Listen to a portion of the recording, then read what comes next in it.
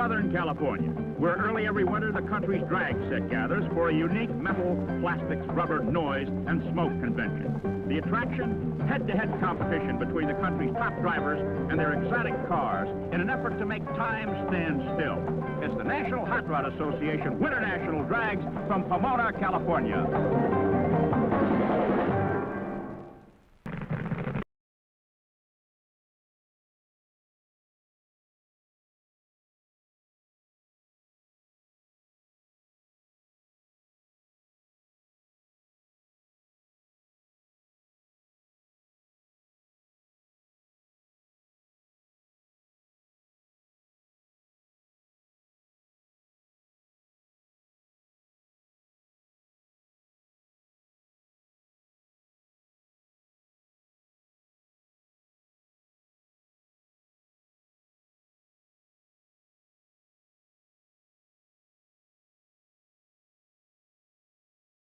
What's fast or premier?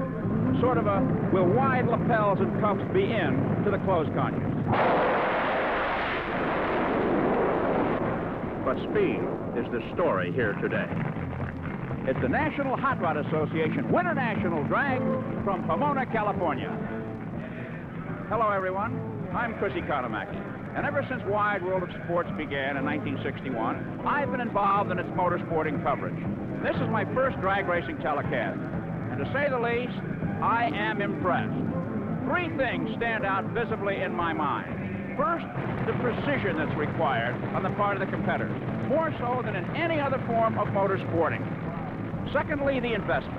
There are 611 entrants here, shooting for the $250,000 in prize money and awards, and these 611 cars, over 100 of them represent more than $30,000 each. So the value of the field here represents many millions of dollars, far more than the collective worth of an Indy 500 field. Lastly, there's fan interest. Drag racing has grown by leaps and bounds as a spectator sport. Today's attendance of 40,000 will be more than 5 million expected to see organized drag racing in 1975. Now, going into the events, we had a chance to chat with some of the top competitors. We asked them all the same question. What is the key ingredient to success on the drag strip? Not let the competition bug you. Probably the desire It's got to have super reflexes. to want to win. I think it's a very good business sense. Drag racing is a business, and I approach it from a business. It's interesting that no two agreed on how to be big in this business. Well, today we're going to concentrate on three important facets of drag racing: pro stock, funny car, and the all-important fire-breathing top fueler. But there are many classes in drag racing, and several of the more important supporting categories have been run. Here's how they turned out. In the modified final, it was Dave Andrews' VW leaving first in a stagger start that proved too much for Butch Leal's Duster, which jumped out too soon and red lights Andrews' VW to an easy $8,600. Competition eliminator saw Joe Williamson's Alder T Roadster matched up against Phil Featherston's Opel. It was close all the way, but holding on to win the $8,200 was Featherston at 161.29 miles an hour. And the Pro Comp final went to Don Enriquez, who wiggled his way home just ahead of a late-charging John Shoemaker to win $8,300. In Superstock, John Tedder's Cuda red-lighted, giving John Lingenfelder's vet an easy $7,500. And the stock final's $4,800 went to Tom Theroux's Camaro when Nick Codria's Firebird got a no-no from the Christmas tree. We start our coverage with the Pro Stock semifinals. Michigan's Dave Canners in a Hornet, Indiana's Bob Clinton in a Mustang. Remember now, the man that gets to the far end of this strip first makes it to the finals where the big money is. The staging lights show the cars are both in position.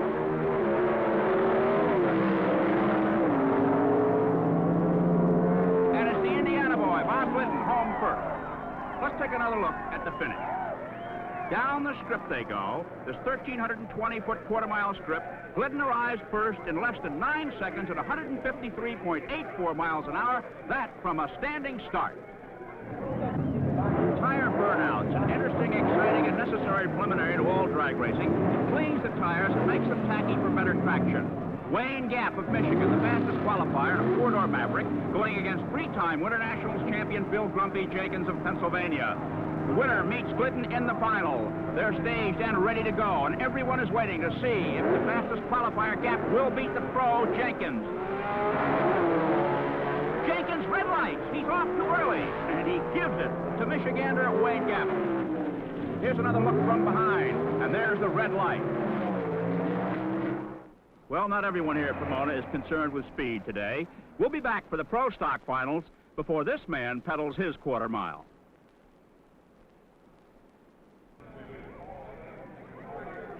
Chrissy Conamacky back at the Winternational Drags in Pomona, California, along with a huge crowd of spectators anxiously awaiting the start of the next event, the pro stock final between Wayne Gap and Bob Glidden. Earlier, we had a chance to chat with both of them. First, Wayne Gap. Wayne, what is different about pro stock dragging, let's say AA or funny cars? Well, pro stock is limited by rules. We have to run carburetors, we have to run gasoline. We're limited on displacement. The cars have to weigh so many pounds per cubic inch, so we're pretty well tied down. You might also add that we have to run stock-bodied cars. You have to have sheet metal, doors, windows, and the wheels in the correct place and so forth. What does that mean from a standpoint of being successful? Well, it means that you have to have a scientifically engineered car. The cars are built from the ground up. Even though they look like Detroit factory cars, they're highly experimental cars that cost in the vicinity of $25,000 to build. In 70,000 miles of crisscrossing the country, in 20 major meets, Bob Glidden earned #1 in pro stock racing. Firstly, congratulations, Bob, but it's a new year. What is the pro stock outlook for 1975? Going to be good?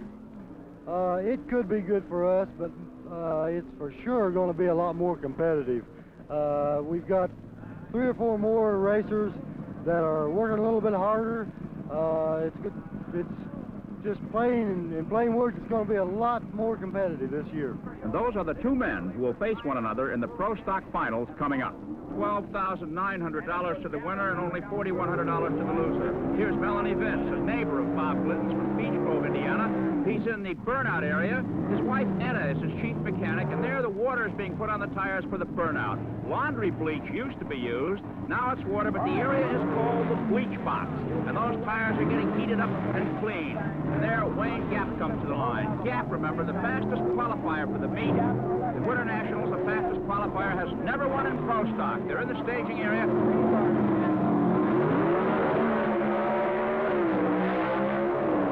It's Glidden on the inside. Gap in the far lane, and Bob Glidden does it. And there, Melanie is really happy for her Indiana neighbor.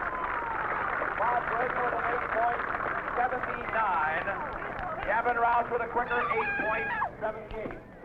And an example of how close the competition is, Glidden's speed through the trap, 154.10 miles an hour. He won. He got there first, but it was slower than Gap's at 154.37. And in the elapsed time department, Glidden came home in 8.797 seconds, slower than Gap, 8.781. Why the difference? Bob Glidden got off the line first by a tick of the watch. Now we move to the funny car semifinals. Slingshot dragsters with stock appearing bodies. Weird machines, to say the least, and this one belongs to one of the best in the business. A familiar face to wide world of sports viewers, that of Don Prudhomme, the Snake, winner of the 1974 Nationals in Indianapolis. Don, they tell me that the funny car is the hardest dragster to drive. If so, why? Well, it kind of depends what category you're in when they make that statement. But yeah, I feel as though the funny car is plenty tough to drive. It has a lot shorter wheelbase than the fuel dragster, although they have the same engine in the car. The wheelbase is a lot shorter, and it's a little more touchier to handle. What about the aerodynamic forces acting on the car from the outside? Well, of course, that has a lot to do with it. Without the right spoiler height in the car and the car being close to the ground, it's a little evil handling. Don, what about the mental pressures on a drag racing driver? You've seen it all, the celebration and the despair. What kind of mental shape must a drag racer be in to do well? Well, it plays on your nerves. I would say every bit as tough as championship racing, NASCAR racing, all forms of racing. I'm a great fan of Indianapolis racing. I follow it pretty close. And some folks seem to think that's all you do is set in one of these things, go down a quarter of a mile in 6 seconds, it's over with. But to get ready for the race and get your head all set for it in that length of time, it feels like a lifetime, 6 seconds. The world of the big-time drag racer is a succession of eternity.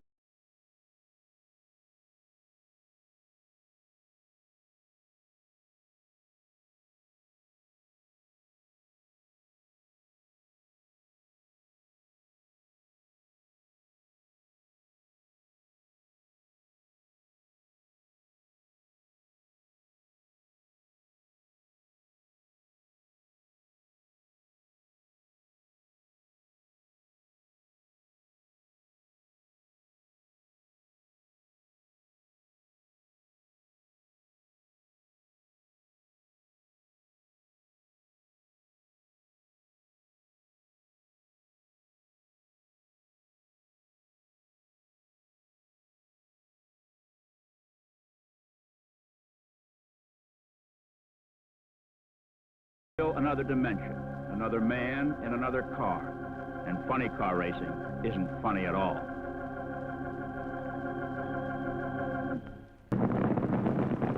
Green Elephant, the car of Mike Miller, a young Mountain Lake Terrace, Washington driver, in the bleach box. And look at that fat, soft rear tire. These tires have 5 to 7 pounds of air pressure in them, kept that way so they get as much bite as possible on the asphalt surface. His rival will be Bill Levitt of Richmond, Virginia, in a 75 Mustang. Levitt, the fastest qualifier here, has a jinx to beat. For in all the years and in all the classes at Pomona, the fastest qualifier has only won 2 titles, both by Don Prudhomme and many years ago. Now in the staging area, the critical staging area. Remember, to win, you must get to the other end first, regardless of time or speed. And staging in this context is very important. The timing light breaks just beyond the staging lamp, a matter of inches. And at this level of competition, it is these few inches that often mean victory or defeat. Hence the need for great precision and reaction time on the part of the drivers involved. They're standing by, about ready to go, revving the engines up. The Green Elephant, the car owner's name is Green, and has an elephant engine, a unique way to christen a car, and they wait for the light to turn green, and they're off. Levitt swivels, and it looks like the jinx is beating Levitt as Miller goes down in a beautiful run. 6.447 seconds for Mike Miller. The speed, 212.79 miles an hour. Over 200 miles an hour from a standing start. Miller moves to the finals. And in the second semifinal, it's going to be the Army versus the Marines. Yes, the battle for recruits extends to the drag strip as Don Prudhomme has the backing of the khaki, and his rival, Charlie Thurwanger of Lubbock, Texas, is spurring Marine enlistment. Neither driver is a serviceman. It's also going to be a Chevrolet Pontiac battle, as Prudhomme's car, a new Chevy Monza, is going against Thurwanger's Pontiac Grand Am.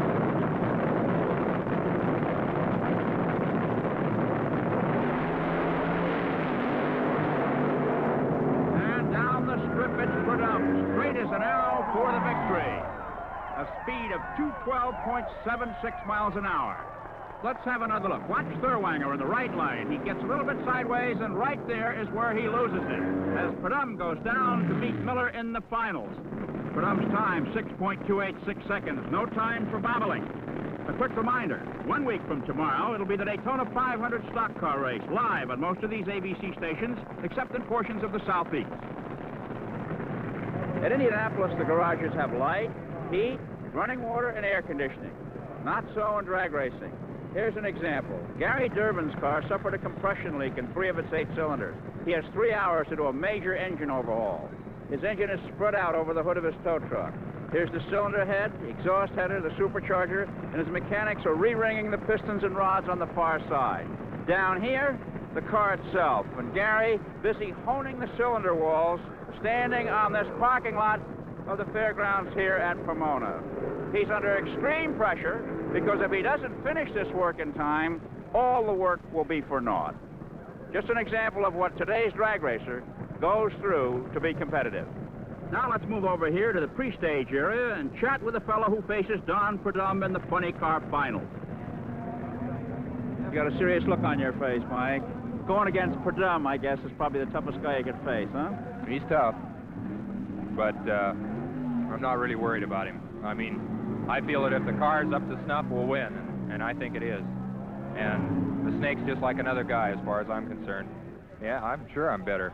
I mean, you know, you got to think you're the best or you never are. The face-off between Miller and Perdum in just a moment. The funny car final, Mike Miller in his green elephant and Don Perdum in his army wagon, as the nitroglycerin-based fuel makes the exhaust flicker. Mike Miller, who has never won a title, is a contemplative man whose nerves, ability, and confidence are under severe test as he faces his last 6-second eternity of the day. 13,600 to win, 4,500 to lose.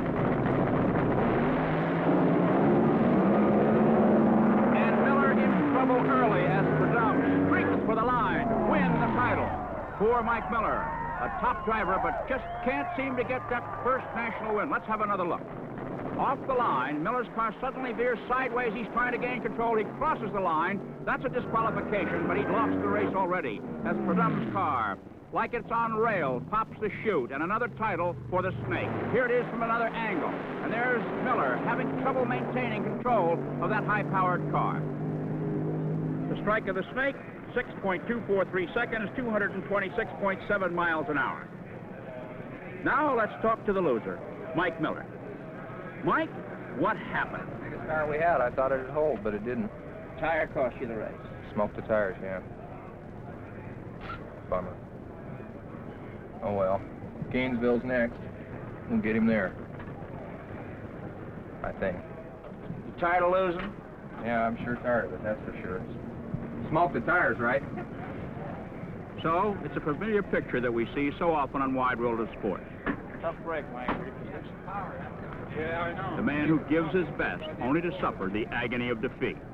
And he ponders just where to place the blame, on himself or his equipment. I knew it was, I couldn't believe those big tires had come loose. What about Miller? When did you know he had trouble? Well, I really didn't know because, you know, you set in these things, you really can't tell what's happening. So I run my own race and leave the start line. As long as I don't see him, I'm happy. Thank you. Well, the big crowd at the Pomona Fairgrounds awaits the climactic competition in the top fuel category here at the National Hot Rod Association Winternationals. We'll be back to see these nitro-burning, fire-breathing slingshot machines in action a bit later in the program. But now, we leave this ear-splitting atmosphere for the quiet beauty of figure skating just a few hundred miles to the north. It's Jim McKay in Oakland, California. Back at Pomona, California for the 1975 Winternational Drag Races. And what an event it has been.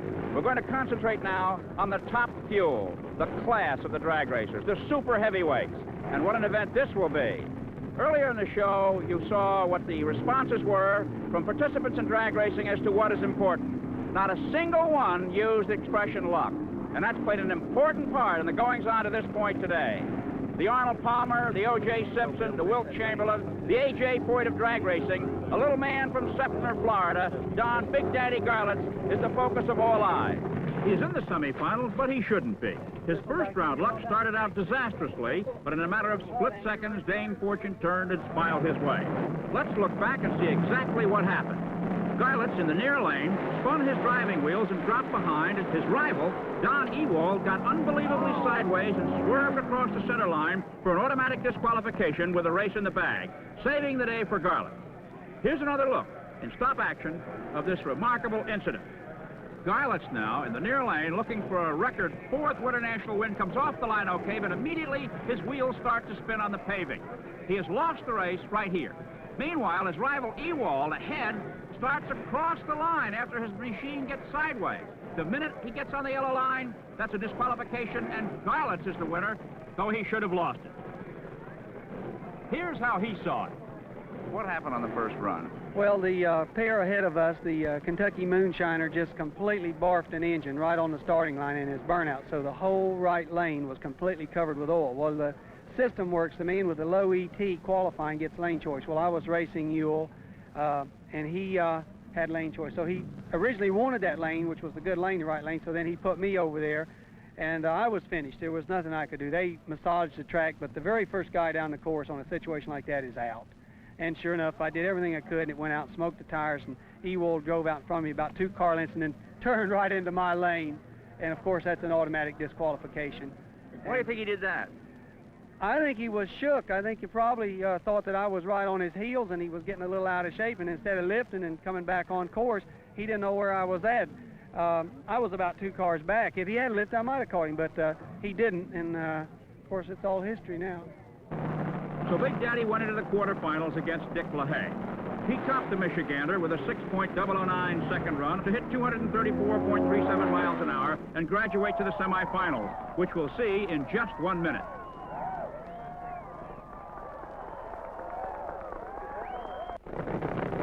In the first semifinal, we'll match Garlitz, the Florida swamp rat from Sefner, and a Fountain Valley, California boy with the colorful name of Rick Ramsey. Watch Garlitz's right rear tire. That soft Goodyear has only 5.5 pounds pressure in it. Look at it grow as he burns it off. Now it's Ramsey's turn. He's got a tough row to hoe, coming up against the best in the business. Garlitz, a 3-time winner here at Pomona, is looking to make it 4. Now they go to the staging area, the critical part. The 2 left-hand lights set the stage light. They must be obstructed, and the right-hand light is the one that starts the clock. Now Garlitz is about ready to move into the stage. Ramsey's car, the top of the screen, blocks the lights. He's staged. Now Garlitz is staged, and they wait now for the signal to go. It's Big Daddy, clear and fast, away from Ramsey. Over the line with a parachute pulling him to a soft stop. The clock said 6.192 seconds, his speed, a phenomenal 229 flat to move into the finals. Garlitz is from Florida, but everything on his car except his homemade chassis is produced in California. The second semifinal will match red-bearded Dave Settles of Houma, Louisiana, and Herm Peterson of Fullsboro, Washington. And these are the $30,000 to $50,000 cars, not including their travel rigs.